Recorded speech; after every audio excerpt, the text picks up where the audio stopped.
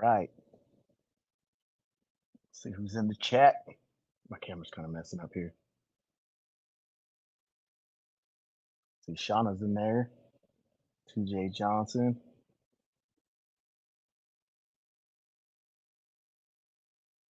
Jamie. Let's go. Today's gonna be a takeover. You know, we're gonna have a good homie. You know, he's one of the ones that kind of got me pushing me forward, just watching him step out. And when he was stepping out, he was really showing up at all the shows, big shows. And I was like, man, I was just always laying back in the cut, not really just watching everything going on online. But he really actually came through and showed what it is to do it. He was in a lot of Patreons. He was hitting up all the big shows, you know, from East Coast, West Coast, North, South, everywhere. And I was like, man, you know what? I need to step it up and do it like that. He motivated me to kind of push myself forward to do that, you know. So, I know we want to do the sponsor video.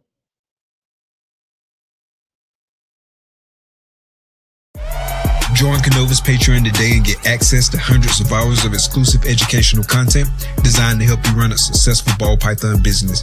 Get insider information on the latest genetics, hot new combos, and market trends, learning directly from the world's leading ball python designer.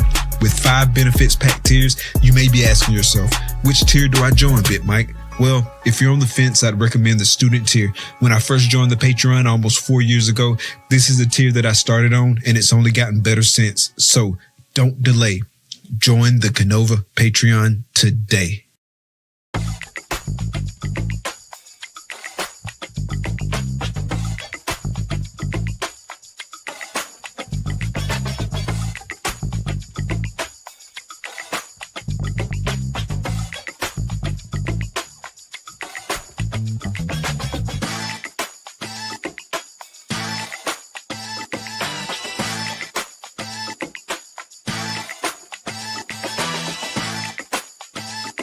Art comes in many forms.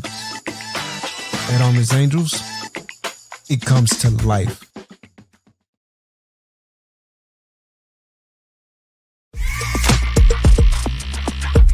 In life, success doesn't come to you. You go to it. In this game, forward thinking is the key to innovation and staying relevant. Plan your work and work your plan. Lose yourself in the art. Lose yourself with Wetter Morphs.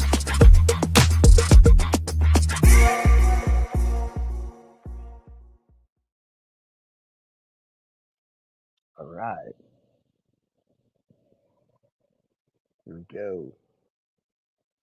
What's good, Shauna?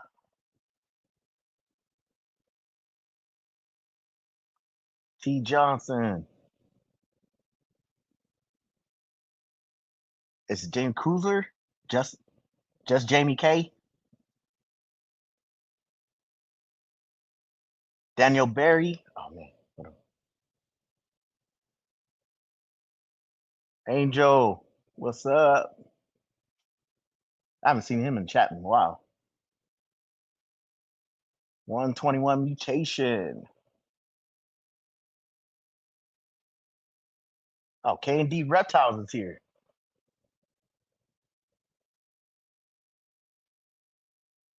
What's good? It's a snapping turtle.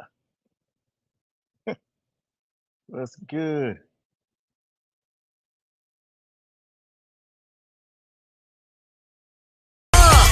Baby, baby, won't you listen to me? I got that flavor, I know you're dying to feed. I ain't no dancer, just got some hip in my feet. Now throw your hands up. Ooh, you bring the lighter, I got the fuse. You make a fire, I'll add the fuel. Follow my lead, just watch your shoes. Gotta turn the heat up, get this cold. Who you know who looking like this for real? Who you know who looking like this? Who you know who looking like this for real? Who you know who looking like this? Who you know who looking like this for real? Who you know who looking like this? Who you know who looking like this for real? Who you know who looking like this?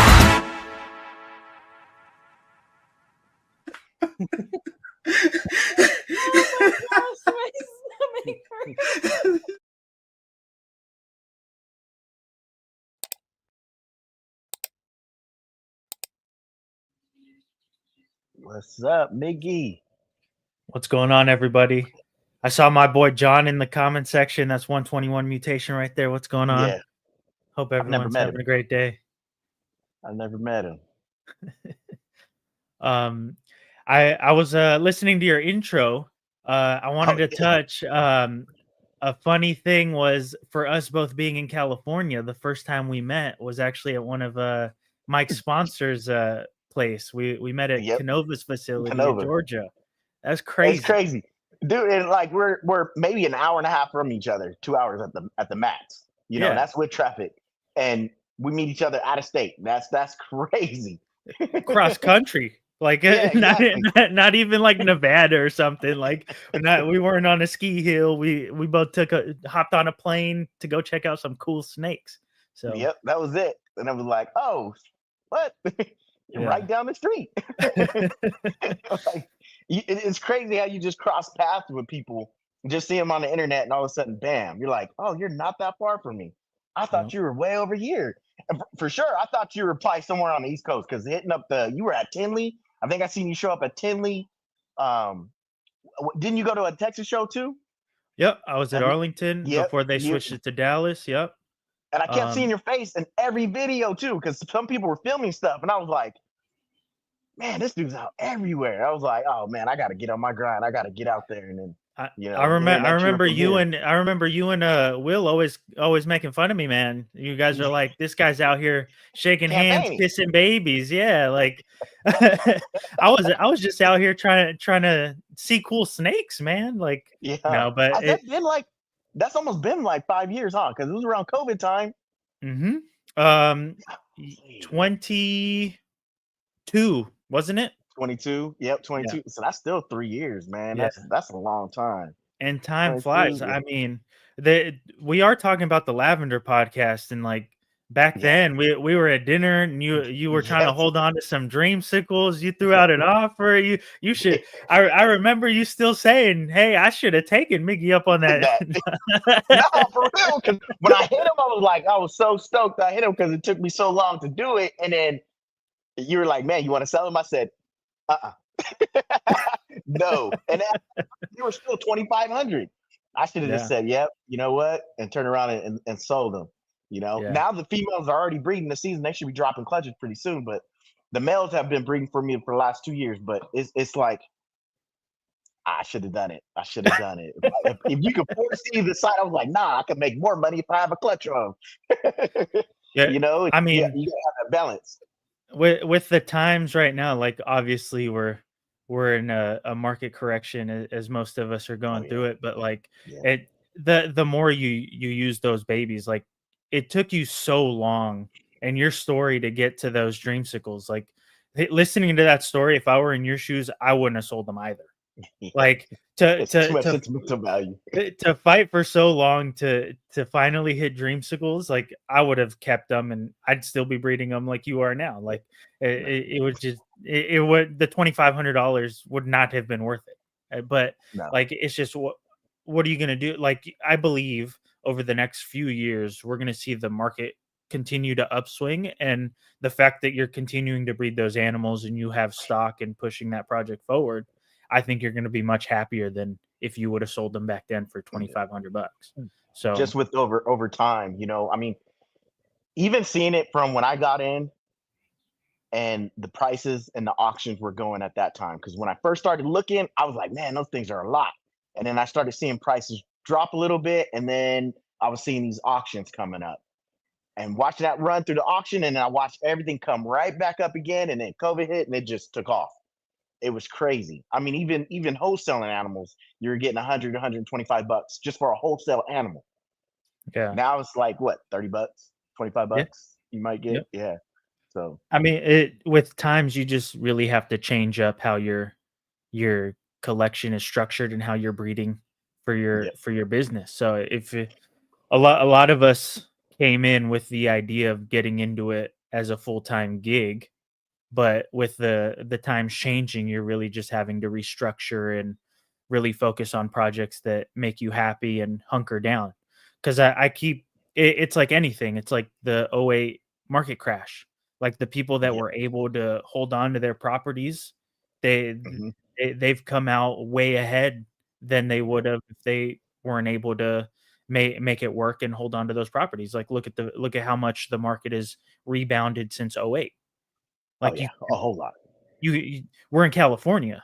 Like Yeah, it's almost unfeasible to get into a property right now if you're not in the tech industry. Like there's single family homes going for like $1.2 million in the Bay Area. It's 1,200 square feet. yeah, you're in Yeah, a condo. It's yes. bananas. It's So it's super crazy right now. it right now it's very similar to those times where if you're able to hunker down and push through these times and see the light at the end of the tunnel and make it through, I think we're Yeah, all gonna be in a better spot when the times come around. it's just The big guys tell us all the time. This hobby, this industry, there's constant cycles. And you see the big guys staying in it because they understand that and they've gone through a couple of them. yeah, So I I just think it right now we are starting to see a little shift in breeding cool animals and making cool animals as opposed to just having normal like quad hets. We're seeing the industry shift back to make sure you have codoms and incomplete dominance in there to hmm make pretty animals that you wanna see in your racks. yeah. And Because that is gonna in itself, right? So say we're gonna add these incomplete dominants into those triple recessives. How long is that gonna take? Say well, if you it even had I mean, just hitting a double by itself without any incomplete dominance in it, right? Now I got a male and a female that I have to grow up 2 years minimum, for that female. You might end up 3 because you're going to wait for her to really actually go. That male might be able to breed, but then you better have another backup female for that male because he's already up to size ready to breed. yeah. So it's just about I it's about I think of it a lot like the market. So if you look at the stock market and a lot of investment advice that's given is you can never really time the market. Nope. And so what always wins out is time in the market. Yeah. And so right now we're seeing a fantastic opportunity to dollar cost average your collection down. hmm So me, I'm a quintessential COVID breeder. I spent a lot of money getting into the industry at the peak Yeah. at the peak of prices. And I'll be the first to say, I'll be the first to admit it, no shame in the game. And so the fact that this market environment has given us the opportunity to buy incredibly powerful animals for very affordably, I would say, is allowing you to bring that average cost per animal down, which in the long run, as they say, time in the market, hmm you'll have much more powerful animals for a way cheaper price if you keep investing in the business. So, I mean, it's going to take a while, but if you pick up the right pieces now when things are dirt cheap, it's going to be a Now, lot easier. okay, a good question for you. you said if you keep investing, right? So when Mhm. do you find to a point where it's like, okay, am I going to keep investing in this project, or am I going to stop with this project? Well, you can look at it two ways. So, are you investing in it purely for the monetary value and what you think you're going to get out of it in return, or are you investing in it for your personal interest? Is it a passion project? Okay, look. So this is where I have an issue. I'm a passion project to the heart. It's so hard for me to give up passion projects, but then you still want to keep with the market, right? Correct. But I will always choose. Oh no, I got to get this because I want to. I want that's what I want to do. I want to make this. I want to see how this combo looks and this color. This, I'm always gonna do that. I don't see really actually looking at it as jumping in for what's gonna sell right away. Okay, here I'm gonna grab this because I know it's gonna sell. We do with certain combos, but we also want to put our stamp on those combos. Mhm. So, I would say everything comes around. Hmm. So the big focus of this live was to talk about lavender. We're both heavily in Yeah. lavender because we like it. And the way the project has gone, our biggest spokesperson being Justin, because he Hmm. made a name for himself by producing a bunch of lavender early on. He doesn't really push it anymore. So Hmm. it becomes it the onus is on us to become our best marketer. Yeah. So the way this industry is driven is through hype. And so Hmm. if we're not talking about it, we're not showing off amazing animals in the project, we're not doing ourselves. What's We're good, not what's Keys? that's going on, Keys? We're not doing ourselves any service. So we could sit here and say, yeah, we're going to continue investing in this lavender project and we're going to push Yeah. different avenues. But if we're not showing it off to the world, like how many times did you get that blackhead grail sent to you that Justin just hit? That animal was phenomenal. I Yeah. got I got it sent to me at least 40 times. 40 different people sent me that animal because it was stunning. And Wait, I didn't so even see it. Hold on. you It was are the growl. you are yes, it was a blackhead grail. Blackhead leopard grail that Justin hit on his Instagram.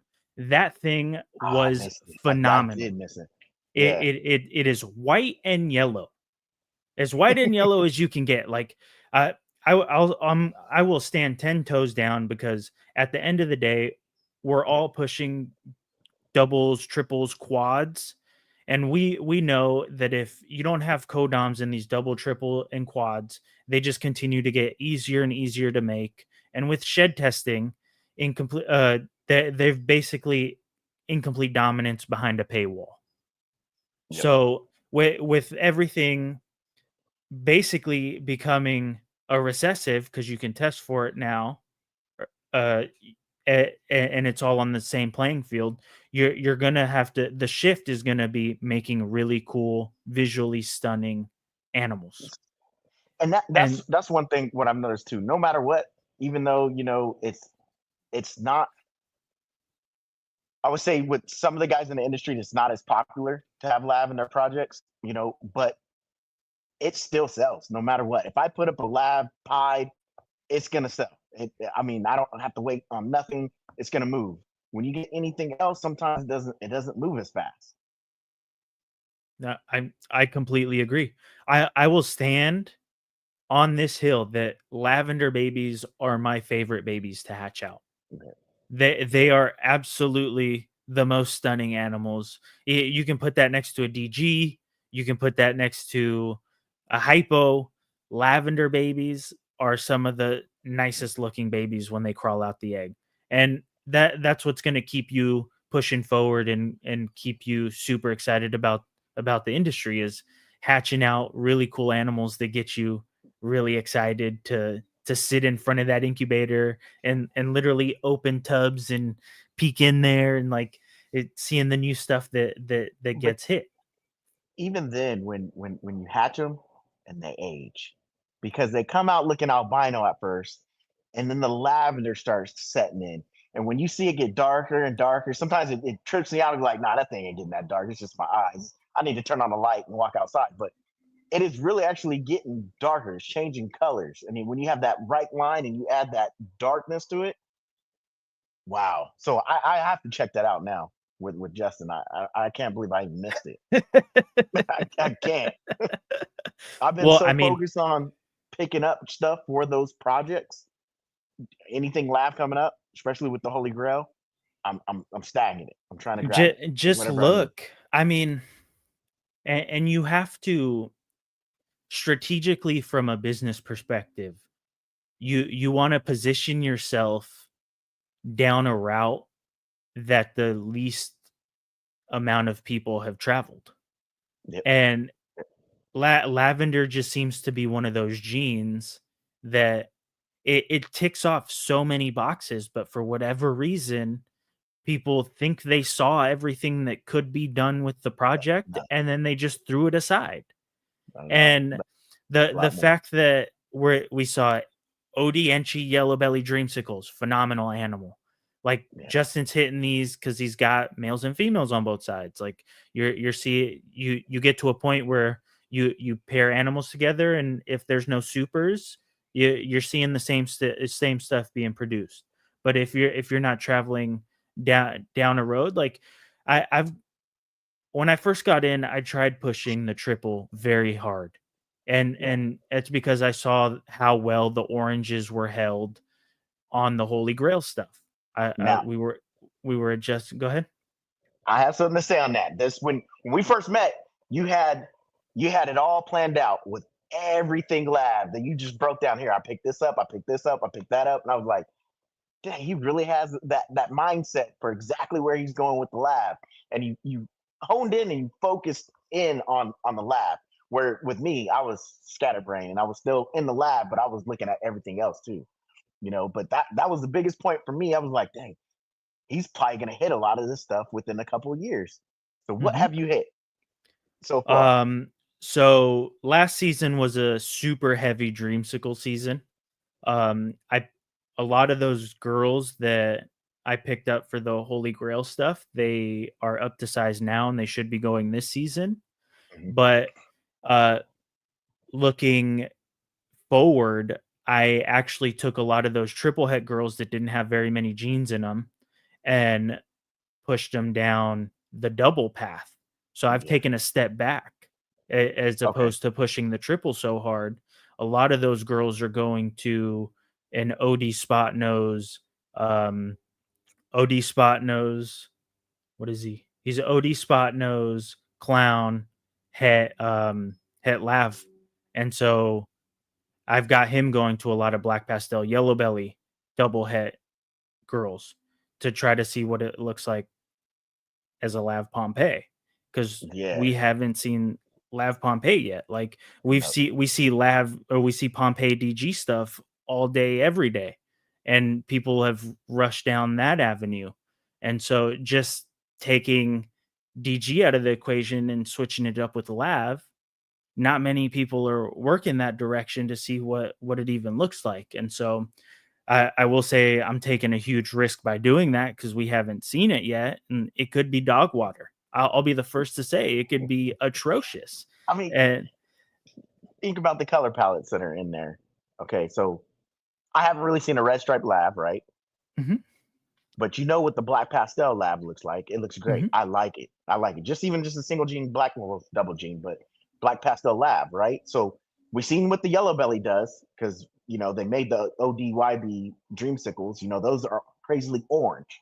So just the thought of having black pastel, red stripe, yellow belly, clown in there with lab, man, come on. I really hope it goes crazy orange. And then spot nose, the spot nose in there, spot nose labs, spot nose grail on its own. All these genes alone are insane. So what are they going to look like when you put them together?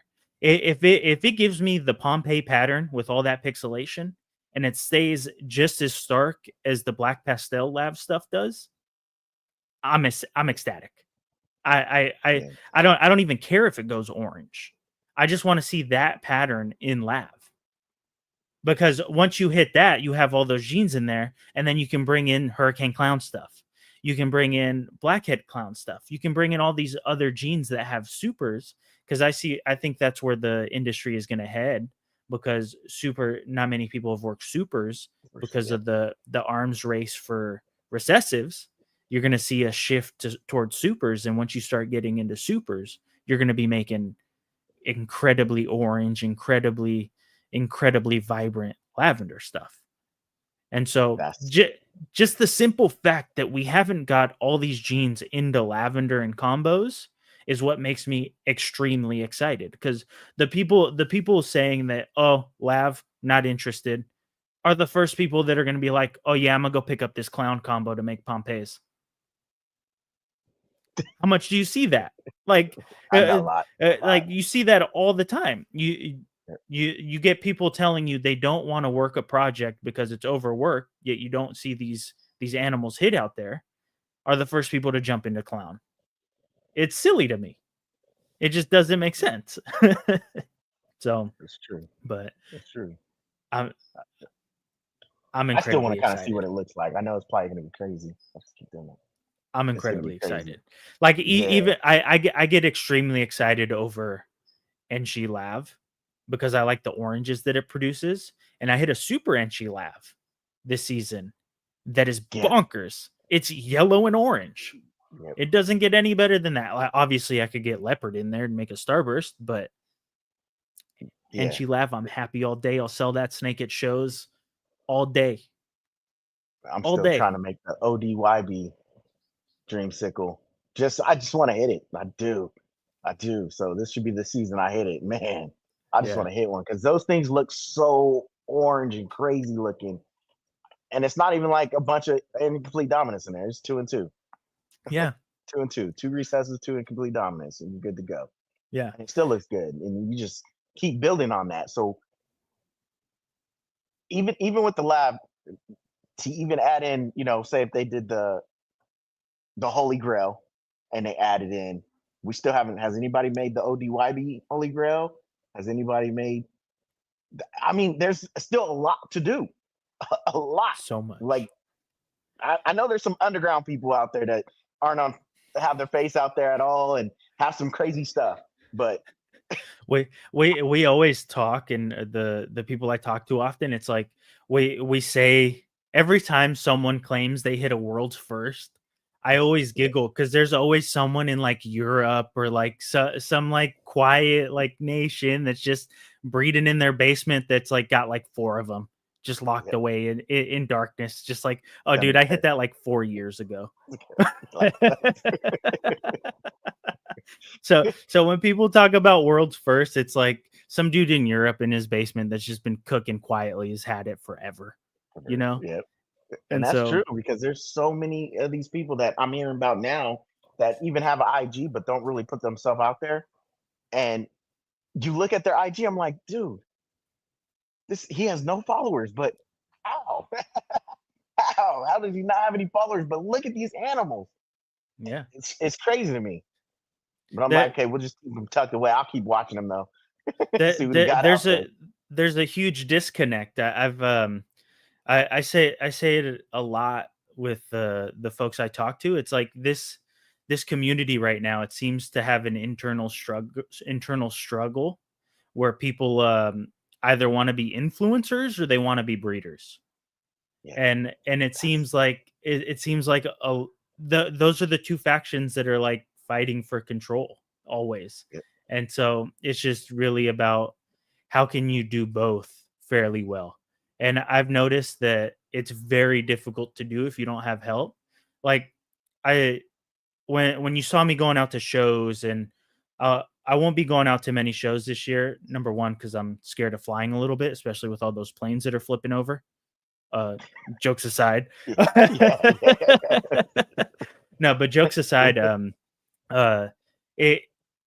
I've just wanted to take a step back, and I think this market environment has created a fantastic opportunity to really get back into the collection, look at what you got, look at what you want to push forward, and create some amazing animals, because at the end of the day, the animals will speak for themselves. And if you create heat, they will come. And over time. Yeah. yeah, No, that's where I want to be. I want to be known for making incredible animals more than my face being out there shaking hands, kissing babies at the end of the day. showing up at shows. That's what made you though. We were like, man, he's everywhere. I'm like, oh, there's Miggy. He's right behind. Hey, that's incredible, because we're about the same height, bro. So the fact you're seeing Miggy at show says something, because we're about the same height. Well, they say two short buff I'd like to hear what Lavender stuff you're excited about. What, man? The ODYB, and really trying to just I want to hit the grill, with Inchy in there, because I want to add the pattern, and then I love the way Inchy does with Lavender. Period. Just even with just making an Inchy lab is beautiful. I like the way they turn out. So that's one of my biggest points. But yeah, with that project, Yep. hitting those two, and just kind of building my stuff up. Here's another thing is we've seen the DG Zebra. Mhm. Has anyone started working towards Zebra Lav?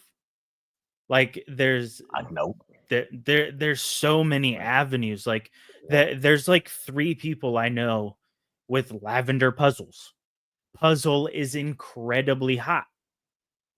How come no one's working puzzle in a lab? But listen, that's one other project.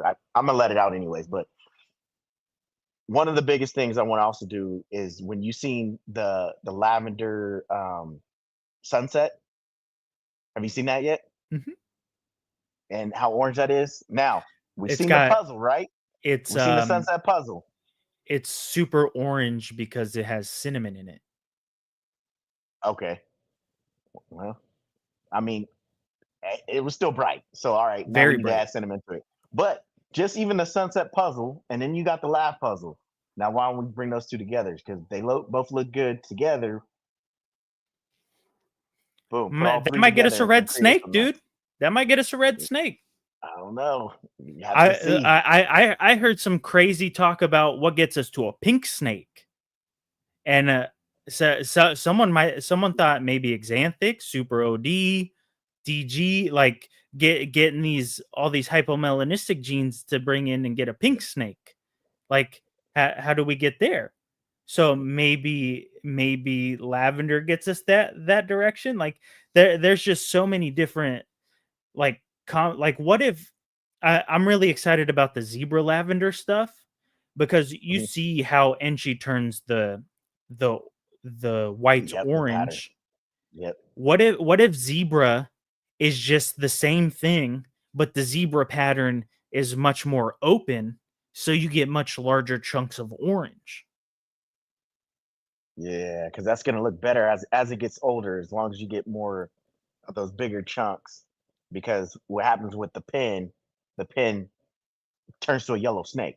Mhm. It completely Yep. you lose the pin completely when it comes with age. So Yeah. that was one of the things you can't add. That's why I say Monsoon probably might not look as good in lab. As a baby, it's gonna look great, but as an adult, it's probably gonna be all yellow. Yep. See, like that's the first I'm hearing of GHI given those red dots. Red dots. Yeah. There's 2 people that have red dots on the animals. But I don't know if they're talking about breeding them together or what. But I'm gonna start coming out here with red Sharpie and start drawing on stuff. You could do what that dude did. What'd he do? He put him in. Kool-Aid. Food coloring. Kool-Aid. Yeah. He put him in Kool-Aid for a bit, wasn't it? Yep. Yeah. Took an albino, put it in some, and made it red. But everybody believed it. Hey, the internet was real at that time. Imagine if AI was a thing back then, how many people he would have got? Oh, a lot. He still made a good little killing off of that. That was just random. Like, who would even think about that? Like, let me put some dye on and see what happens. Yeah. Food coloring. Let's do that. So See what happens. but no, bro. I'm extremely excited about like there's just so many the thing with this is if you don't have a massive facility, you really have to hone in on what projects you want to work, especially if you're working towards doubles and triples. And Yep. if you don't have unlimited space, you really got to cut out the noise. Because So if what's your stopping point on racks for those projects? Like, okay, so how many racks do you really want to do for that project? for the triple, I at least Yeah. I at least want one rack. It needs to be a rack to it right, and that's to get incomplete dominance in there and some grow out animals in there, and and move stuff out as need be. So like once the like I've hit double visuals that are het, and Mhm. those will be replacing single visuals that are double het. Yep. Just to increase my odds Mhm. at hitting the triple. Yep. So you've got to evolve because I've only got 2 rooms in the house that are focused for snakes. So Yeah. we're in a 4-bed 2-bath. The half the garage takes up rodents. So it's Yeah. basically like the snakes. It's the snake house at this point. So they've got 2 rooms. So I've got a baby room and then I've got an adult room. And so I've only got a rack per project, and that's where I'm gonna have to stick at it. Yep. So you're really hitting it hard on the lab, and then what's the other project that you really have in there? Um, I've really put some I put some nice money into the puzzle project. Oh I yeah. I Yeah. don't I want to keep some things in the bag, but in 2 years I'd like to see some really nice puzzles. So did you pick up from Brock Wagner? He had a lavender hat puzzle. Did you grab that? No, Oh, I somebody I get it. I'll, It was I'll be 300 bucks. working. I'll be working. I'll be getting puzzle based with the girls that I have in the collection. I'll be putting some puzzle mails to that.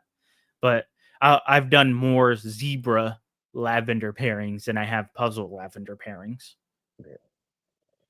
So how many zebras do you have in the game that you're putting this I project it's together? that's a funny story. I hope he's still in here. John actually sent me a an animal. It was a pastel zebra. We we worked out a trade, and he sent what he thought was a female. Turned out to be a boy. Yeah.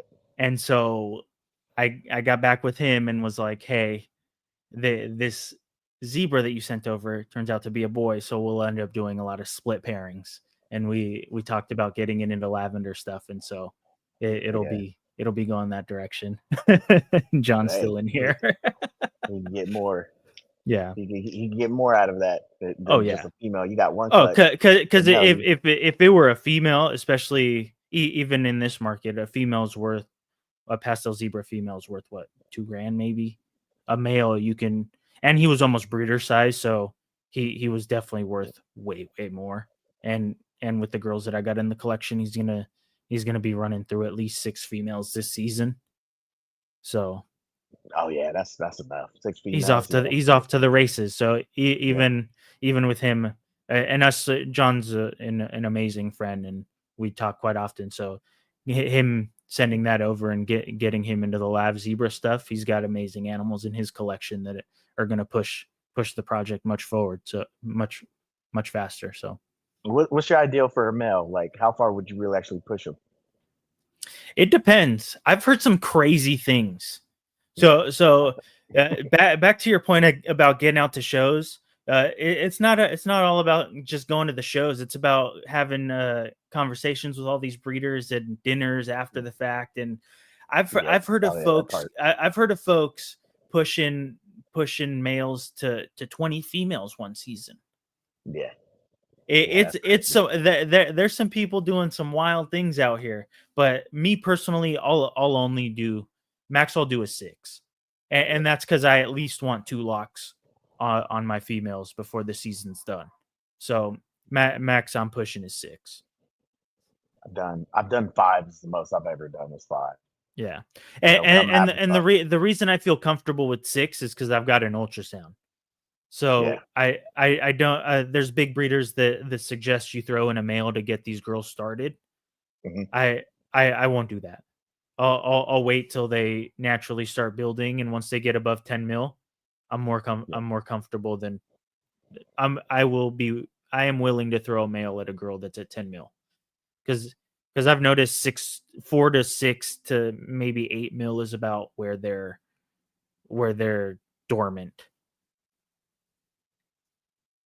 Yeah. I mean, six females. Six females is ideal because that's 6 tubs, whatever, and you could kind of go through each tub. Now, when you pair, how are you pairing? Are you pairing once a month? Are you pairing once a week? Are you just checking their follicles and then? It's really dependent. So I ultrasound twice a month. I ultrasound on the Okay. 1st and I ultrasound on the 15th. And I've got everything laid out on a spreadsheet. I'm cheap. I don't want to pay for Husbandry Pro and don't want to I like seeing it all laid out in my spreadsheet. I Yeah. highlight with colors. I'm old school. So if Yeah. I could Excel sheet. yeah, if I could, I'd still have it on freaking notebook paper.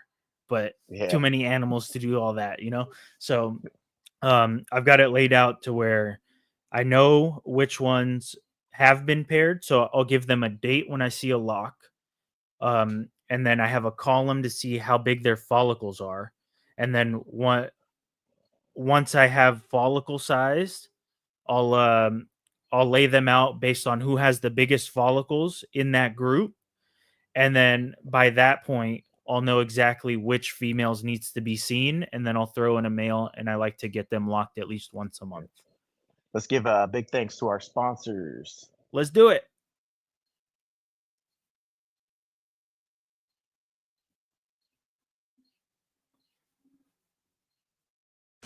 Known for his innovative approach to genetic shed testing and top-quality ball pythons, Grey Rider Reptiles also excels in exceptional customer service and responsiveness. With a quick turnaround time, Charlie ensures you get the service you want and need. Visit shedtesting.com to explore his offerings and experience the best in the business. Don't miss out. Head to shedtesting.com today and unlock the power of your breeding projects.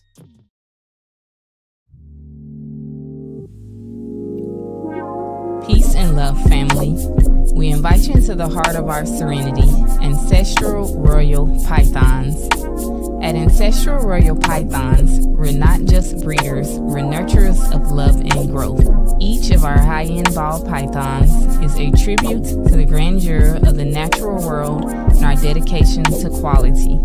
Reach out today and bring one of our creations into your home. This is Ancestral Royal Pythons. Your journey begins here. Here's to the exciting world of Ebony and Ivory reptiles. From unforgettable parties and events to keeping and hatching some of the dopest reptiles in the reptile hobby, we're all about education, quality, integrity, and respect. Hit us up and see how we can help make your next project a reality. Experience Ebony and Ivory Reptiles, where fascination meets fun. Ebony and Ivory Reptiles. And we're back. Yeah. Hey, every time I hear the big E, Ebony and you know what I did when I first met him? I was like, dude, you just have to do it one time. I was like, I gotta hear it. He's like, man, I ain't doing it. He didn't do it though. Man, I love that guy, dude. I'm telling you, I'm putting it out there. Matt, I'm calling you a big marshmallow, bro. Yeah, for as big as you are, man, you are a love bug. And seem to be allergic to just about everything. I'm sorry. But I thought I was bad. Right? Real, I'm allergic to everything. I thought I was really bad, but Cypress, dude, I'd be heartbroken if I was allergic to Cypress. I'd be heartbroken right now. I love it too much. Bro, don't rub it in. That's cold, bro. You got it. Hey, no. You know what was cold? Is when he came and picked up his pallets, right? He was doing a video. I don't know if you saw him. And I was standing behind him after we loaded up on his truck, on his trailer. and he was doing a little film in his selfie. You know how far his arm reaches up. So then I look like I'm like 2 feet tall, and I'm like behind him, right behind him. Like that's how low I look. It was all bad. I was like, nah, bring the camera down. Bro, Bring the camera down. we had the yardstick. You're about 2 foot tall. Yeah, right. He did. He was like, oh man, I look like a little kid with a beard on, right behind him. Bro, that was a mission. You remember loading up that truck? Oh, that thing yeah. was filled to the gills, bro. Oh, Thank God. So I couldn't see out the right side of the truck. Thank God I only had to make one left-hand turn. I would have been screwed if I had to make any more turns. That was absurd. We packed it up. For anybody that doesn't know, you know, we went in and we had a group. We did a IG group, and we put together getting some cypress mold. So we got it shipped in from South Carolina into California and offloaded that stuff. How many? 11 pallets. And we put it all inside a U-Haul truck, 4 pallets inside a U-Haul truck. So It was that's like 68 6 per pallet. It was Yeah, 6. 6 pallets. That's right. You did have 6. And we had, it was so much in there that even the passenger side was completely filled to the top of just cypress mold, the bags. But so I made a point to rent a truck with a lift gate, thinking it'd be easier. Yeah. Was not. I thought I was gonna unload peacefully 6 pallets. I ended up unloading all 6 pallets by hand. Oh, all right. Because I helped. That first Josh. pallet you loaded it. So the first pallet was already like unpacked, and so I got to Nick's place at Renown, and we unloaded it by hand because it was already broken down. My next stop was at Rich at Capital City, and so we luckily his son was there. We thought we were going to get it off, but we just ended up taking it off by hand. And then the next ones I had 2, and then I delivered one to Slither City in the Bay because he's here local. That one ended up falling off the lift gate because it was already like tilted real bad, and so it kind of like fell over. So like half of it fell over, and I ended up offloading it in the morning. And then when I got to my place, I hope I can swear on this. My dumb butt like parked the truck where it was at a decline.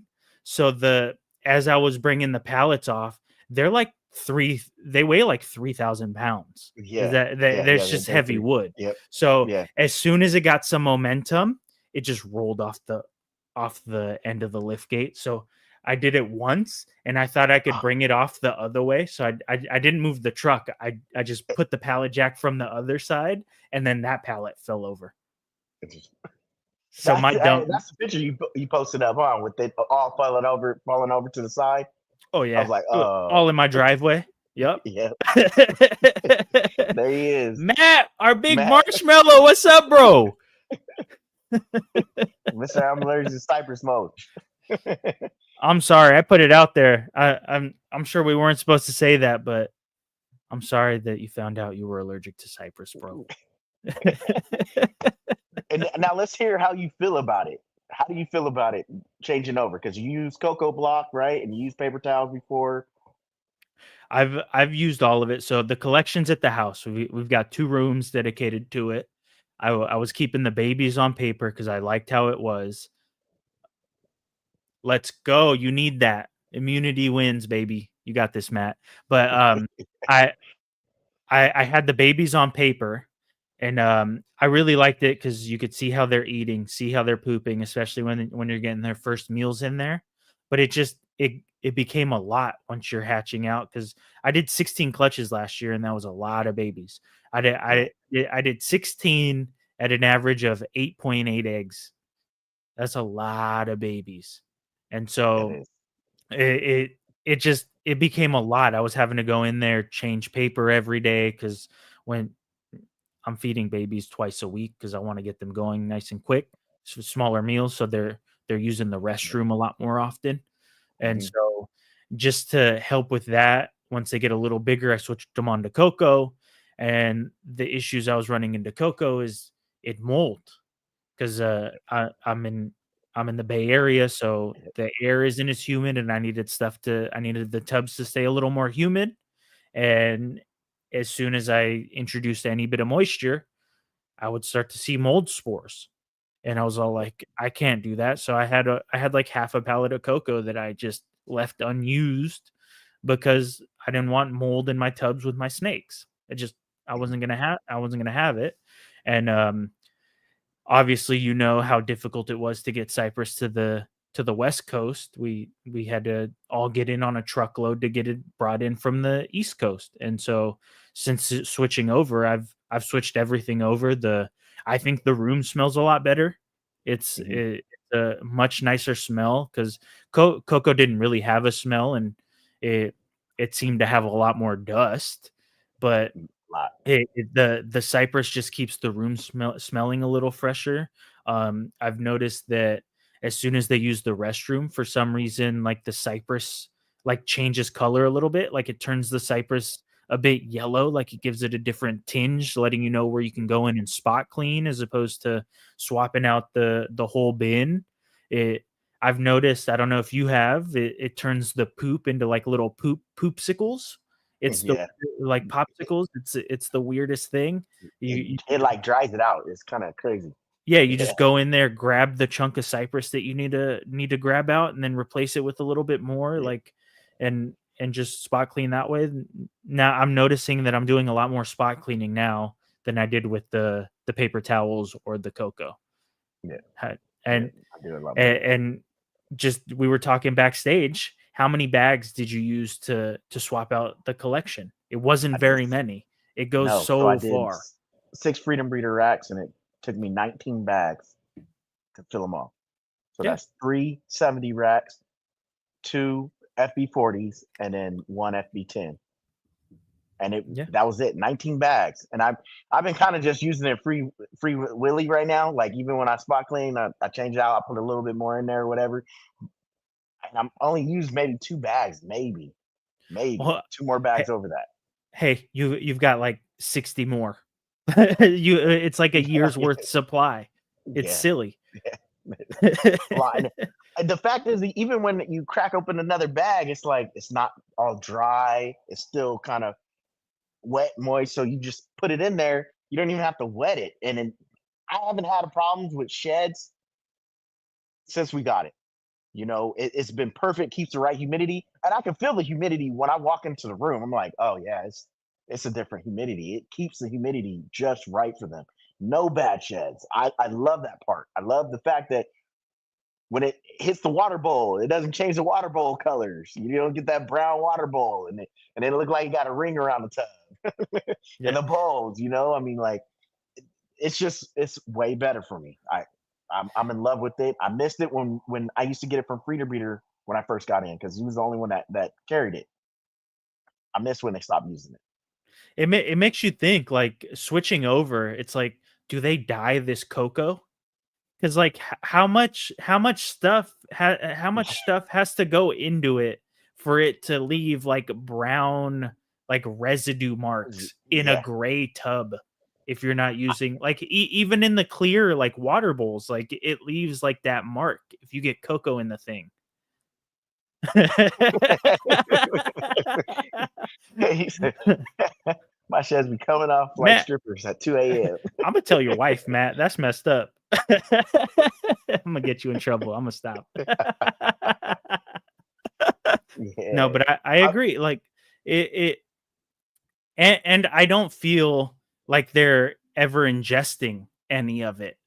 No. Like it's like the only fear I have with it is it maybe pokes the snake because there are some like long like pointy bits. Yeah. I haven't seen that yet, but there probably is some long pointy bits because I found some old pictures of the cypress molts that we used to get. It was darker. It was darker in color, but it was a little bit more longer pieces, not as small. This one has a little bit small chunks in it, which is fine.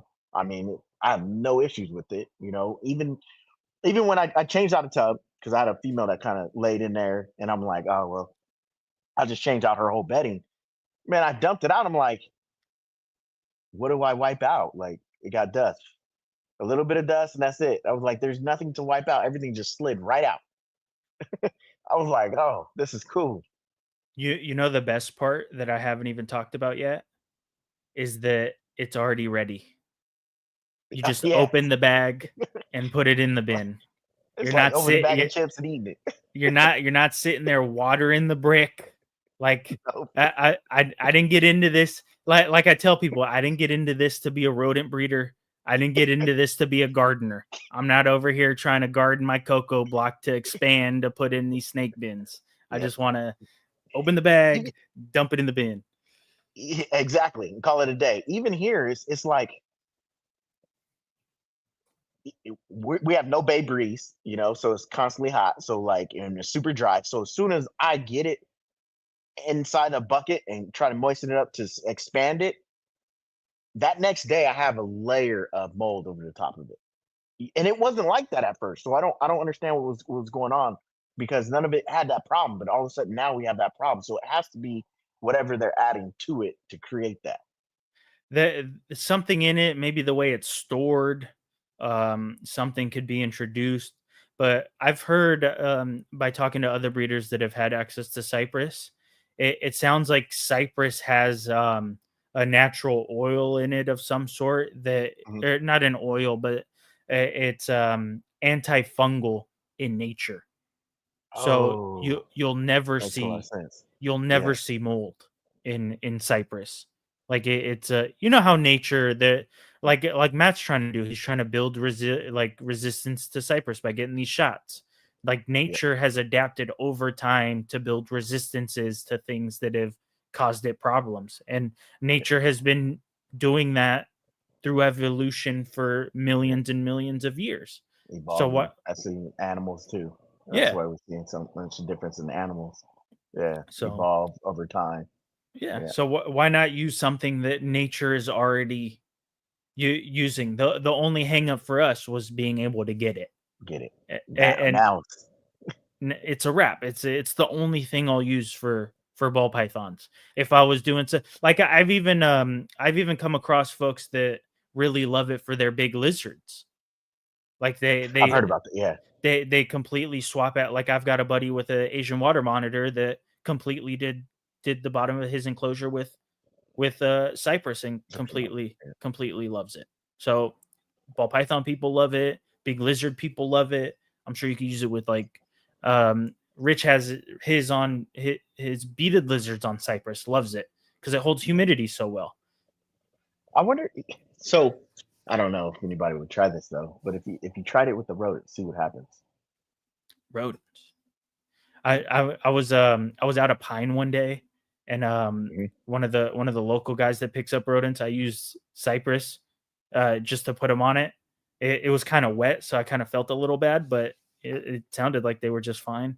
I think the biggest thing with rodents is removing moisture, because Oh you yeah, don't want moisture in their bins, because then their yeah, coat gets all gross. wet, and then they're Yeah, sitting in it. And then the biggest that I've been breeding rodents and have done it for about 2 years now, and the biggest hmm thing I've noticed is if you keep your rodents happy, one, not overcrowded, two, yeah, about the right temperature that they need to be at, they will yeah, produce, and they'll produce a lot for you. yeah. So No, that's true. you keep it's like anything. You keep it's what feeds the snakes. You keep them happy, you keep the snakes happy, the snakes keep you happy. So it's got to be a happy full circle. And so And I've noticed the less stress that you introduce into their bins, overcrowding being a major one, because I was trying like 1.6 for like the last 6 months that I had them really going, and with 1.4s were Norwegians, doing 1.4s with were Norwegians, doing yeah, yeah, 1.4s were doing just fine, yeah. as I opposed to 1.6. Yeah. See, I would do no more than 1.5 or 1.4, and Mhm. then I've always kept it like that all year round. So Yeah. it's not too many in there, because I've noticed that once it gets too many in there, then that creates too much heat, and then they start picking each other off, or one of them off, one Yeah. of the babies or whatever. No, So I with that I be. agree, and I What's wish your we could. I wish we could really get like Colombian, like what do they call them? Colombian back flipping rodent dwellers or something. I wish I've we never could seen get them. those. I'm I've never seen them. code name for ASFs. You know, Uh-oh. I wish ASFs were legal here, but I've heard great things of a lot of people switching over to ASFs, and it Yeah. it seems to make sense. They seem to be a leaner protein source. They seem to be much easier to deal with. A lot of people talk about them having way less smell. So A lot less. I wish they were legal in California, but They what can you do? They feces on one side of the bin, and they keep the other side of the bin clean. It's like it's one or the other. And that's it. But they are ruthless. They will kill a male in a heartbeat. They will kill a male in a heartbeat. It's ruthless. I'm like, hey, what'd you do? What'd you do? So, I just wish we could have them.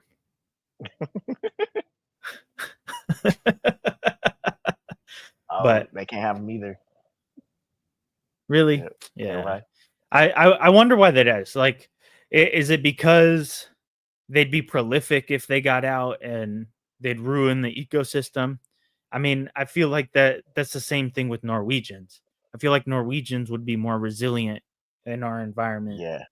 No, they would. Just they would, because I mean, you know, I'm in construction, so we see a lot of little like the field mice and stuff like that. And they got rodents out there that are living. When they clear out the areas, you see rodents going across everywhere. So it's like, how are they going to be any different? We got the little field mice, and they have like little tails. They almost look like a hamster, but they have little tails, and they're fluffy little things. They look weird. I've seen them out here a few times. You should try and catch them, and then like cross them with like Norwegians and see what happens. I've heard some crazy stories where that there's folks out there that have like Norwegian ASF crosses. How do they do that? So they must have took a female to a male. Mm-hmm. So you use it got to be an ASF male to a female Norwegian, because it's the only way it's going to work. And can he even get big enough? Like, I've seen photos and it looks like a cross. It looks crazy. It's got like a big old head and like a little body. It's weird. It's weird. You got to send me that. I got to see that. That's gonna be crazy. Yeah, I mean, well, think about it. Like, how did we get to lab rats? They worked out the lines that they wanted, and when you're breeding Norwegians, it's very similar to breeding snakes. It's just on a much quicker time frame. You could breed the Rexes, you could breed the Dumbos, you could breed the hairless, and get the traits you want in the rodents. So that's true, because they got the blues and everything. Hey, that sounded like a short person joke, and you got two really short kings out here. Just because you're like 6'12", dude. You gotta chill out there, Matt.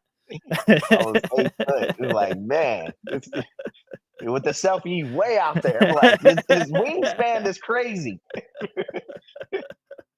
Hey, no, he posted up a video at the show from the Sacramento show, right? And I'm like, that's your view? Is that what you see? The top of everybody's heads. I was like, that's not how my life looks. Seeing it from his point of view, you're like, you see everything. Like, I can't even see that eye. Everything looks eye level. I got some tall rodent racks. I wish I was that tall so I wouldn't have to get on a step ladder. Yep. I'm on a step ladder all the time, dude. Even with my snake racks, dude. It's 11 high. I'm doing a stair step. You're out there like Billy with his his freaking library ladder set up. Yeah, exactly. Just slide back and forth. Well, shoot. Anything else that you wanted to touch today? I mean, we talked about the lavender stuff, how we're super excited. We talked about rodents, how that's the lifeblood of the Yeah, business. I mean, it is. That's one thing that I mean. If you're breeding, if you're not breeding, and you start breeding your own, dude, it helps so much time wise, finding somebody, meeting somebody. If you start having your own colonies and just be able to pick and feed how you want, because if you feed them more than once a week, you will see a big difference. When you're feeding twice a week, you'll see a big difference in the growth and the way the animals look versus once a week. It cuts it down in half. In I half. agree. That's how people are. That's how the big guys in the industry are cutting down time on projects. Is they have the nutrition to feed their animals to get them to size just a little bit quicker. Instead of making that project take 3 to 5 years, takes 2 to 3. And that's huge. Man, You've seen the acceleration that shed testing has brought in. The faster you can get to an animal, the faster you can make it, and the faster you can keep your project going. So that's one question I have to ask is with the shed testing, right? So think about it. Now, I love it. I use it. I do it. It's great. But on some of these recessive projects, because we have shed testings, do you think it brought down some of the value of some of those animals? It depends on the project. Because I'll tell you one. They don't have a test for tri-stripe, right? Mm-hmm. So the base is still keeping it's a good price point. It hasn't dropped in price. Sure. So you could say that. I mean, it's a fairly newer recessive that's not really work. So there's a lot of factors that go into the price staying elevated. Not too many people are working it. There's not a huge saturation. So the animals that are produced, the supply is meeting the demand. So the price gets to stay higher. So I will say that the project that you do have shed testing for, that project will accelerate much quicker. So instead of taking 5 years like I suggested earlier to get to an animal, now you can send in a shed when you hatch out babies and know exactly what animals are het for the genetics that you need. And in 2 years, you can breed those, say, back to mom or dad and produce the animals that you're looking to produce, as opposed to keeping back pos hets, proving out pos hets, and then trying to shoot for that animal down the line. So you're essentially skipping a generation by knowing exactly what you have. So I think it comes down to supply and demand ultimately. So we're probably seeing a drop in price in the base animals. So like a double het isn't going to be worth the same as it was before testing, because you now have access to put pos hets together and make the same animal. So your barrier to entry just became lower. But it's going to come down to getting those meaningful codoms, and you're going to see a shift, I think, putting more emphasis on meaningful supers, because that's not really a direction that a lot of people are working. And once people see really cool super animals being made, like super hurricanes or Hayabusa, that's a phenomenal animal. You still don't see too many people working that. And with shed testing, it's essentially a recessive. So you can either have a single gene hurricane or a super. And so I think it just shifts the. So to answer your question, yes, it brings down the value in those animals if you don't have meaningful codoms in there. But that's just the way the market was heading anyways. Yeah. I think with over time. It is, especially certain projects. But I mean, now with having that, it's cutting down to you can buy a triple het and then, triple het male, or if he's visual on one side, quad, or whatever, and get the babies tested, and try to really move that project forward, because some are going to come out with it and you get it tested, and that's going to cut your cut you down on some of those, putting a lot of money into those projects. You know, because if you're working with that male that's a quad het, and then he's a visual on the other side, or he has an incomplete dominant, it's gonna say You just have to run the numbers and see how many animals you're gonna run that quad het to, and then figure out you're gonna basically, hopefully you have previous data from previous seasons and extrapolate how many, what your egg average was, and see how many babies you're gonna have to test. And if it's cheaper to get the quad het and run that to a bunch of females than it is to get the triple visual, which in most cases it is. Yeah. But the real value I'm seeing is a codon packed, like double that's het, and then run that to a bunch of stuff, because the prices on those have come down tremendously. So you still have great shot at hitting really strong animals that you only have to test for one het as opposed to 4. And then your cost for shed testing just goes down tremendously. So you're really just going to have to figure out what that cost parity is between going either direction. Now with that deal, I think they got something where it's 99 or 100 tests for like $1,000 or something like that, or I don't know. It's the deals are there for breeders that are really want to be like, here's $1,000. I'm gonna send this in, test this, test that, and tell me what I have left. Yeah. And if you're not, if you have not changed up your breeding plans to use shed testing, love it or hate it, you're going to be left in the dust. It's just not plain and simple. Even having the test that they have, it's going to help you if you say, oh, well, I think it has this. It's possible. Test it, and it's probably going to make the value of that animal a lot more, depending on the combo that you're in, you know? And you can say, hey, this animal's 100% this has been tested through, you know, such and such. There you go. Yeah.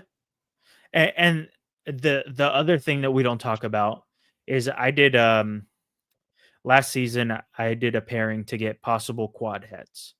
So I did it was a clown double het DG pied to a hypo female. So I'm going to have to test the whole clutch for 2 recessives in each baby. But I'm not going to, because I hit 7 males and 3 females. So I'm going to test 1 male at a time to find out which one's my quad het, and I'm going to get all the females tested. So there's instances like that where it just doesn't make sense to test out the whole clutch. And it'll continue to be like that.